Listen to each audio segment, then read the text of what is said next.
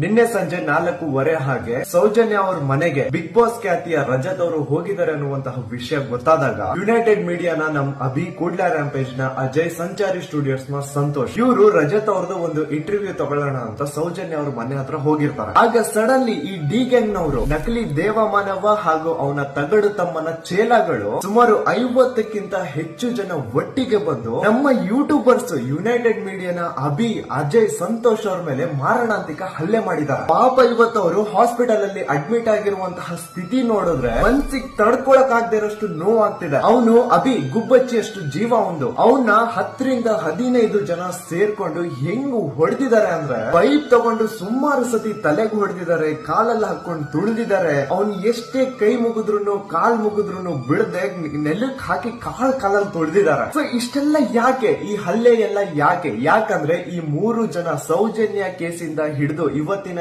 SIT ತನಿಖೆವರೆಗೂ ನಿಷ್ಪಕ್ಷಪಾತವಾಗಿ ವರದಿ ಮಾಡ್ತಾ ಬಂದಿದ್ದಾರೆ. ಆ ತಗಡು ನಕಲಿ ದೇವಮಾನವ ಹಾಗೂ ತಗಡು ತಮ್ಮನ ನಿಜವಾದ ಮುಖವಾಡಗಳು ಆಚೆ ಬರ್ತಿದಾವಲ್ಲ, ಸೊ ಇವತ್ತು ತನ್ನ ಸಾಕಿರುವಂತಹ ಗುಂಡಗಳು ತನ್ನ ಸಾಕಿರುವಂತಹ ಚೇಲಗಳನ್ನ ಅಟ್ಯಾಕ್ ಮಾಡ್ಲಿಕ್ಕೆ ಕಳಿಸಿದಾನೆ. ಇನ್ನು ಆ ಸುವರ್ಣ ನ್ಯೂಸ್ ನ ಬಾಡ್ಲಿ ತಲೆ ಅಜಿತ್ ಜೈನ್ ಯೂಟ್ಯೂಬರ್ಸ್ ಮೇಲೆ ಆಗಿರುವಂತಹ ಹಲ್ಲೆನ ತಿರುಗಿಸಿ ಸುವರ್ಣ ನ್ಯೂಸ್ ನ ಪತ್ರಕರ್ತರ ಮೇಲೆ ಹಲ್ಲೆ ಆಗಿದೆ ಅಂತ ಸುಳ್ಳು ಸುದ್ದಿನ ಬೊಗಳ್ತಾ ಇದ್ದಾನೆ.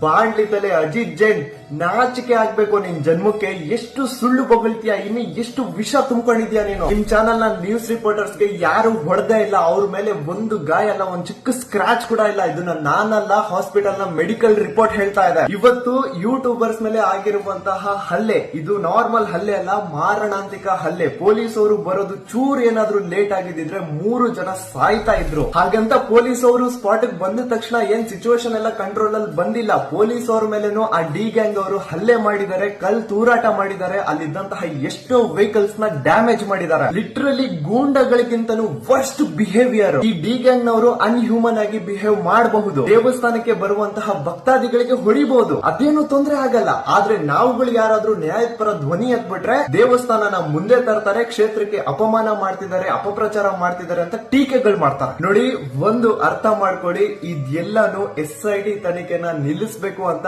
ಆ ನಕಲಿ ದೇವಮಾನವ ಹಾಗೂ ಅವನು ತಗಡು ತಮ್ಮ ನಡೆಸ್ತಿರುವಂತಹ ಪ್ಲಾನಿಂಗ್. SIT ತನಿಖೆ ತುಂಬಾ ಒಳ್ಳೇದಾಗಿ ನಡೀತಾ ಇದೆ, ಸತ್ಯ ಹೊರಗ್ ಬಂದೇ ಬರುತ್ತೆ. ಆ ಸತ್ಯ ಹೊರಗ್ ಬರ್ಬಾರ್ದು ಅಂತ ಈ ನಕಲಿ ದೇವಮಾನವ ಹಾಗೂ ಅವನು ತಗಡು ತಮ್ಮ ಈ ಪ್ಲಾನಿಂಗ್ ನ ನಡೆಸ್ತಾ ಇರೋದು. ಸೊ ಈಗ್ಲಾದ್ರೂ ಜನ ಅರ್ಥ ಮಾಡ್ಕೋಬೇಕು, ಇಲ್ಲಿ ಯಾರು ನ್ಯಾಯದ ಪರ ಇದ್ದಾರೆ, ಯಾರು ಅನ್ಯಾಯದ ಪರ ಇದ್ದಾರೆ ಅಂತ.